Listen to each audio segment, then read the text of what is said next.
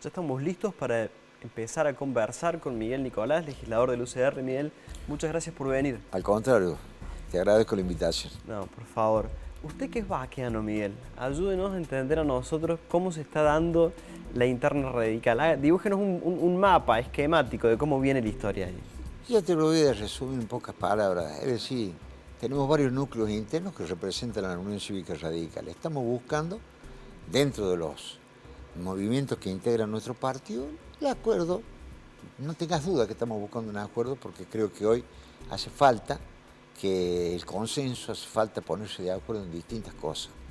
Y bueno, los núcleos que estemos de acuerdo y vamos a hacer una lista en común y ojalá que puedan ser todos. Pero hasta ahora las conversaciones existen, estamos buscando la unidad, pero nosotros como Unión Cívica Radical queremos primero fortificar nuestro partido, queremos ser conducción de unas futuras alianzas que se pueden dar para el 2025 y el 2027. Y en eso estamos. Miriam Prunoto acaba de estar sentada en ese sillón, usted la escuchaba porque estaba acá en el living. Ella dice que en la UCR tiene amigos, pero no juega dentro de la interna radical. ¿Le cree o no le cree? Y si es radical tendría que jugar. Ahora, si yo me tengo que poner un cartel que diga la vicegobernadora es radical, me estoy anunciando que soy radical. Pero cuando le ha tocado definir en la legislatura, y esto lo digo con sinceridad, ¿no? Y con mucha convicción, debe haber desempatado 15 veces. Y las 15 veces en los proyectos que eran importantes para la ciudadanía cordobesa y con la convicción que tiene el radicalismo en ese tema, ella votó a favor del peronismo. Yo creo que la política es gestual, ¿no? Ya vamos a entrar bien a conversar de la agenda legislativa. Primero, déjeme que le haga otra pregunta. Dale. Graciela Bisotto, ¿por qué se va del bloque? Es una buena pregunta la que me está haciendo. Yo tengo una excelentísima relación con la legisladora. Hay criterios que por ahí en el equipo, pero no es por diferencia de pensamiento, sino puede existir una diferencia en cuanto a la forma o la conducción de nuestro bloque. Yo no tengo duda que esa mujer es radical, que esa mujer entró por la lista de Juntos por el Cambio y va a seguir siendo una oposición. Pero quiero dejar bien claro el criterio. No oposición por la oposición misma, una oposición constructiva, que es la que estamos buscando hacer y en lo que queremos coincidir. Y en eso creo que Graciela tiene el mismo convencimiento que nosotros. Miguel, recién me decía que ustedes quieren fortalecer a la UCR para que para que tenga protagonismo dentro de una hipotética alianza que pueda surgir a futuro. ¿Eso debería interpretarse como que el próximo candidato a gobernador tiene que ser radical? En la última, esto lo quiero dejar claro, no es solamente la posición mía, fue la posición que tomamos en Villa Yardino en el último encuentro, en donde se fijó que el candidato hasta el 2025 y el 2027, la cabeza tiene que ser radical. Eso lo hemos decidido, no solamente la posición de Miguel Nicolás y de mi movimiento que presido, lo decidió por unanimidad el radicalismo en su conjunto. Así que así va a ser. Lo que pasa es que es como un compromiso que puede llegar a chocar con otro acuerdo, que es el que mantienen de Loredo con Luis Juez. En el 2027, ¿cuál de esas dos máximas es la que tiene que prevalecer ante cualquier cosa? ¿El acuerdo con Juez o que el candidato a gobernador sea radical? Digo porque todos vemos una hipótesis de conflicto en la candidatura del Lo que va a 2027. primar va a ser la unidad conceptual, que es lo que no tenemos que dejar de lado, y lo que va a primar es la decisión que tiene nuestro partido. Cuando no hay acuerdo en una alianza, se fijan las reglas para elegir el candidato, y en base a eso lo vamos a consensuar. Pero la posición del radicalismo como la posición del Frente Cívico, que hoy la alianza no existe. ¿Por qué? Terminan el mismo día de la elección las alianzas. Hoy existe un interbloque en donde tenemos una excelentísima relación y en base a eso vamos a trabajar. Miguel, ya lo llevo a la agenda legislativa, le hago la última de tono interna. ¿Cómo viene viendo la actuación de Ramón Mestre en la interna radical, planteando una posición mucho más confrontativa contra el gobierno nacional y tal vez incomodando un poco a Rodrigo de Loredo, que al frente del bloque de diputados tiene que hacer algún equilibrio? El equilibrio, mira, el radicalismo siempre ha tenido una oposición constructiva, una oposición para que un país o una provincia crezca. pero de ahí no vamos a salir nunca de las convicciones que tenemos como Unión Cívica Radical. Muchas veces, y esto hay que entenderlo, el pueblo, como lo votó Ayarlora, como lo votó Milei, y muchas veces necesitan las herramientas para poder gobernar. Yo presidía el Senado cuando de la Sota asumió en junio, ¿recuerdas? Vos sos jovencito, tu Creo que en padre julio, creo. lo debes decir, en julio.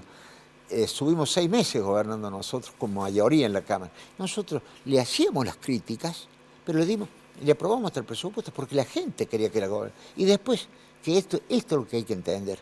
La gente lo eligió para gobernar a Milei. Podés estar de acuerdo o no estar de acuerdo, la gente lo decidió.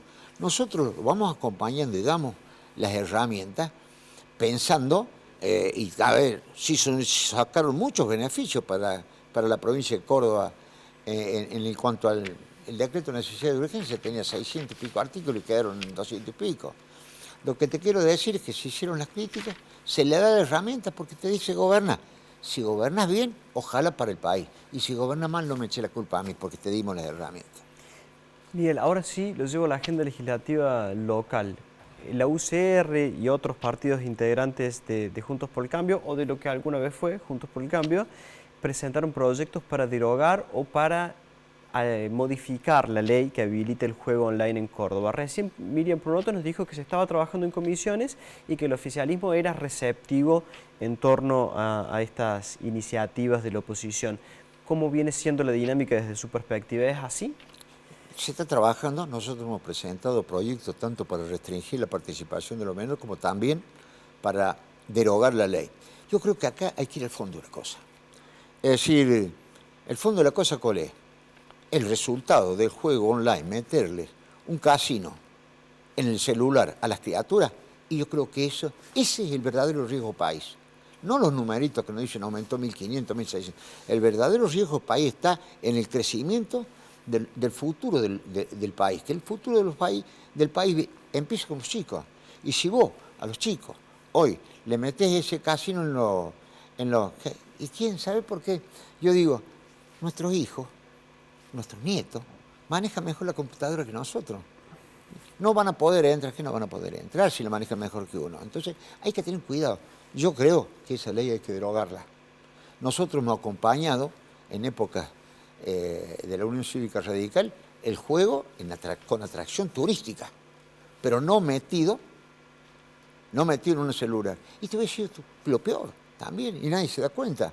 El bingo está prohibido en la capital. Y los domingos, por la televisión, te meten un bingo en el dormitorio de tu casa. También tiene que prohibirse.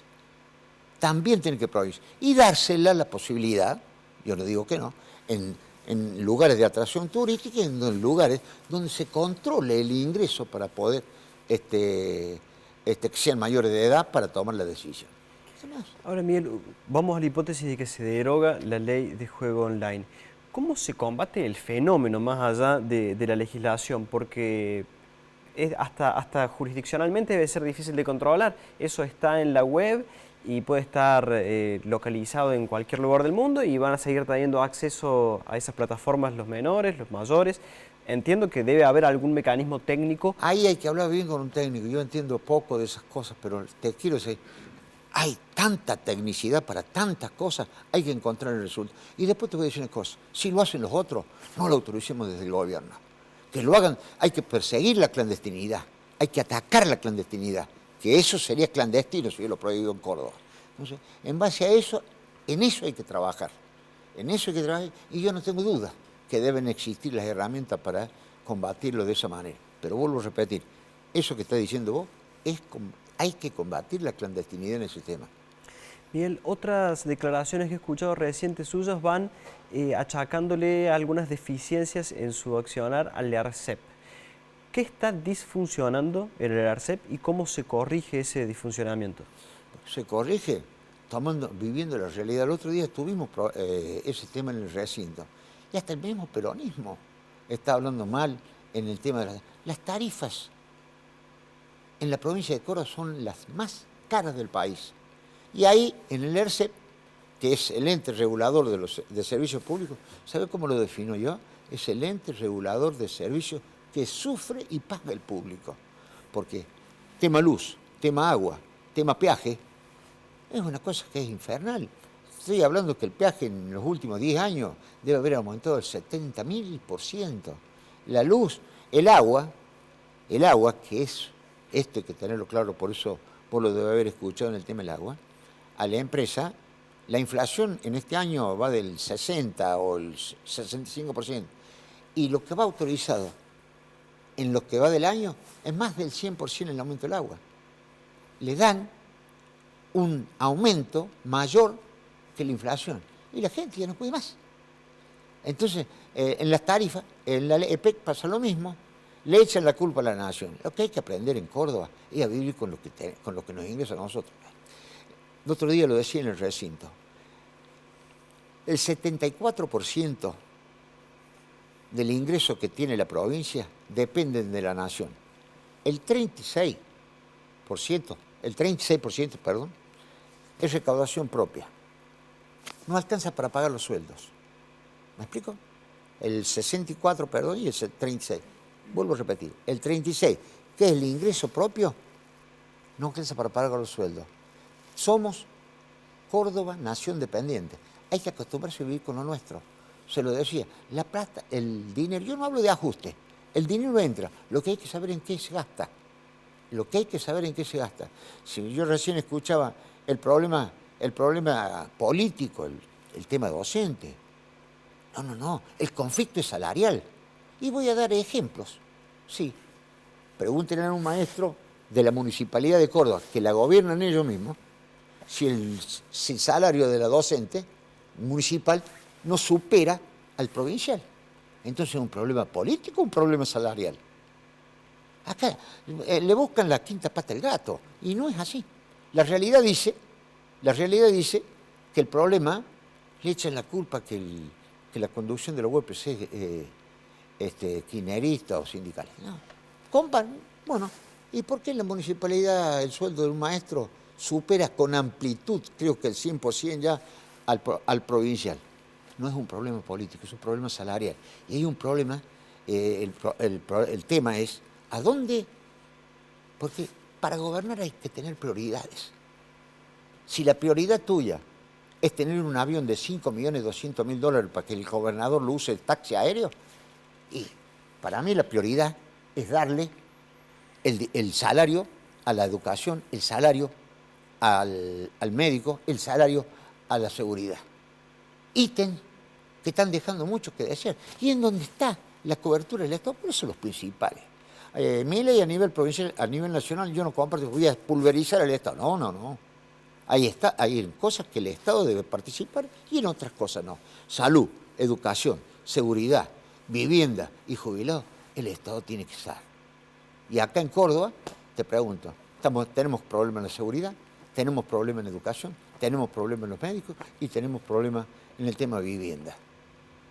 Y en el tema jubilatorio. El tema jubilatorio no son salarios, es que me devolvás el ingreso que yo te di durante tantos años que ha tenido el trabajador pagando su aporte. Y al primero que aporta. Nos ganaron la elección, Felipe, nos ganaron la elección prometiendo que le iban a devolver el 82% a los jubilados. Jamás en lo que va de la vida democrática se han reducido tanto la retribución a los jubilados como en este gobierno. Miguel, me hace señas de que ya se nos está acabando el tiempo. Yo le voy a hacer una pregunta última, corta, porque usted me describe que la UCR da gobernabilidad al gobierno nacional porque el pueblo la ha votado y es razonable. Pero también me describe muchas diferencias conceptuales de fondo con las políticas del gobierno nacional. ¿Es imaginable una alianza entre la UCR y la Libertad Avanza en el 2025 o ya hay que descartarla de plano? Las alianzas se van a dar, y yo sostengo siempre, cuando tengamos unidad conceptual. Yo te puedo garantir que si no tenemos unidad conceptual, yo te hablo a nivel provincial, a nivel nacional ya se verá, porque ahora no es un problema de cargos, es un problema de objetivos de conducción y de objetivos políticos. Entonces creo que tenemos el único partido organizado, tanto la convención como el Comité Nacional, tiene que debatir y seguir a fondo estos temas, eso no lo puedo decir yo. Miguel, le agradecemos muchísimo su participación en el programa. Un gusto. Vamos al último corte y ya venimos con la contratapa cultural a cargo de Raúl Dirti Ortiz.